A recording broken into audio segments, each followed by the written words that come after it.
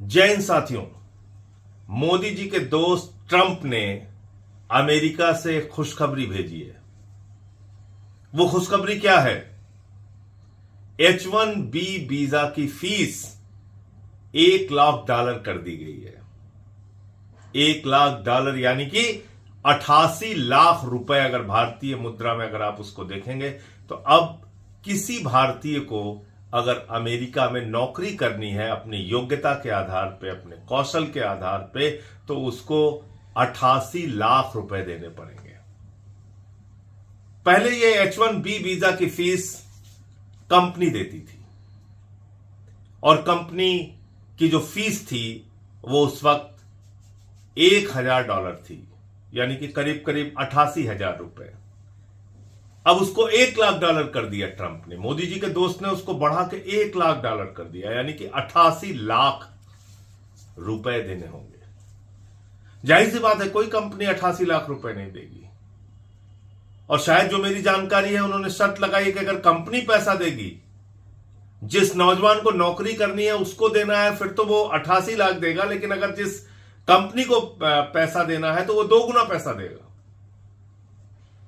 तो आप समझ सकते हैं कि जो भारतीय हैं उनका व्यापार, उनका रोजगार, उनका सब कुछ जो अमेरिका में चल रहा है उसको तहस नहस और बर्बाद करने का ये फरमान है। और ये फरमान क्यों है? मोदी जी के एक दोस्त की लड़ाई का खामियाजा पूरे हिंदुस्तान को भुगतना पड़ रहा है। याद कीजिए, ये वही ट्रंप है जिसको जिताने के लिए मोदी जी के भक्त नारे लगा रहे थे, पूजा कर रहे थे, अर्चना कर रहे थे, गोदी मीडिया वाह वाह कर रहा था। मैंने संसद के अंदर जब हमारे भारतीयों को बेड़ियों में बांध के अमृतसर उतारा गया, मैंने ये मुद्दा जब सदन में उठाया, संसद में, वो वीडियो उठा के देखिएगा, हंस रहे थे बीजेपी के लोग, ठहाके लगा के हंस रहे थे। यानी कि भारतीयों के अपमान पे, उनको बेड़ियों में बांध के लाने पर यह मुद्दा जब मैंने भारत सरकार के सामने देश की संसद में उठाया तो हंस रहे थे लोग, मजे ले रहे थे। ठीक है, बेड़ियों में बांध के आ रहे हैं, अपमान हो रहा है तो होने दो। अभी मोदी जी को जन्मदिन पे बधाई दिया ट्रंप ने।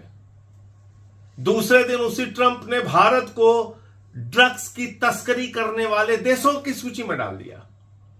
यानी कि वो एक ड्रग्स की तस्करी करने वाले देश के प्रधानमंत्री को बधाई दे रहा था। और हमारे प्रधानमंत्री बेचारे एकदम खुशी से झूम उठे।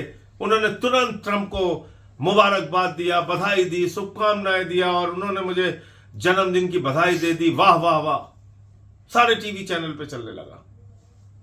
भारत की प्रतिष्ठा को और कितना गिराओगे मोदी जी? ऑपरेशन सिंदूर के बाद जब हमारे बहनों के माथे के सिंदूर उजाड़े गए थे, उस वक्त भारत की बहादुर सेना पाकिस्तान से लड़ रही थी। आपने अमेरिका के आगे घुटने टेक के सीजफायर करा दिया। सीजफायर का ऐलान ट्रंप ने किया। 40 बार बोल चुका है, आपके मुंह से आवाज नहीं निकलती।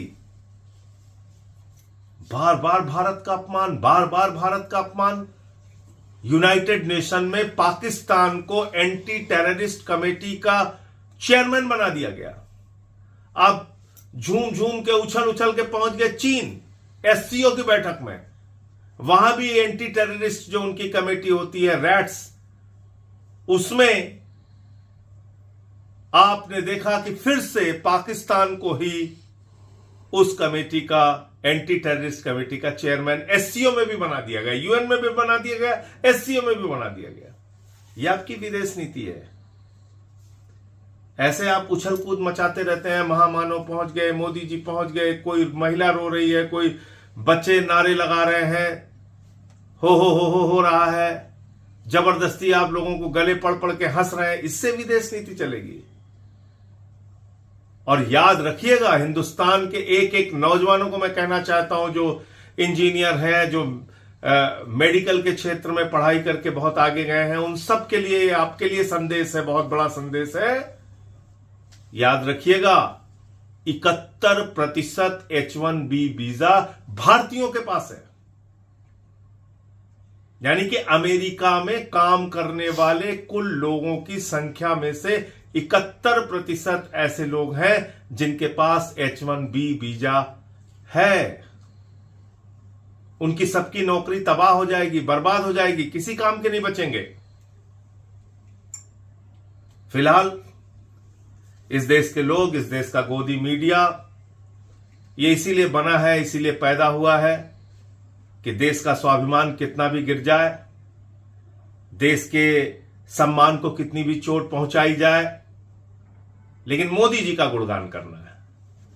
तो आप करते रहिए गुणगान और मोदी के दोस्त ट्रंप का फरमान भी सुनते रहिए। जय हिंद।